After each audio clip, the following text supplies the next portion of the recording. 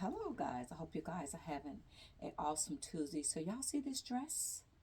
Yes, I created this dress and I'm going to show y'all how simple it is to create this dress.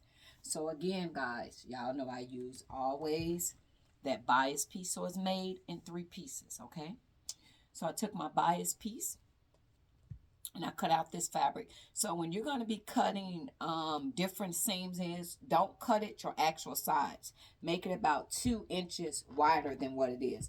So I put this fabric on the fold, okay? And then going around here where the princess seam is, I cut the fabric again.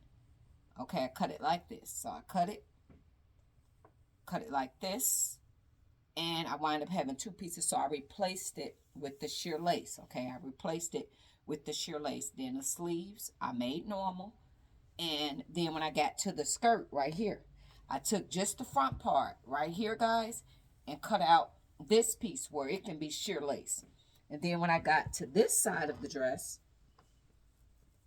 I cut a circle piece, guys, but I made it match up to the dress half of the side. And in the back, I didn't use a zipper because it'd be hard to get in. I did a tie back so that you can just put your body in it. So that's how I created this dress.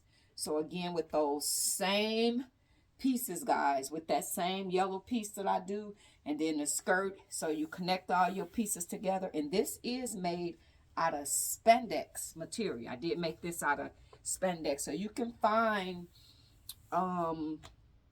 bridal wear or I don't really know what all the fabric is called, but you can definitely make it and make it in and with spandex. So when you make it with spandex, it'll be, you know, more suitable. But I had a hard time getting in this dress because I made this dress a while back, and now I'm like, my weight is like 167. So, oh gosh, I had a hard time trying to fit into this, but I was glad I was able to fit into it to show you guys that this is how it is made. So I hope you guys are having an awesome Tuesday. Make some fabulous dresses.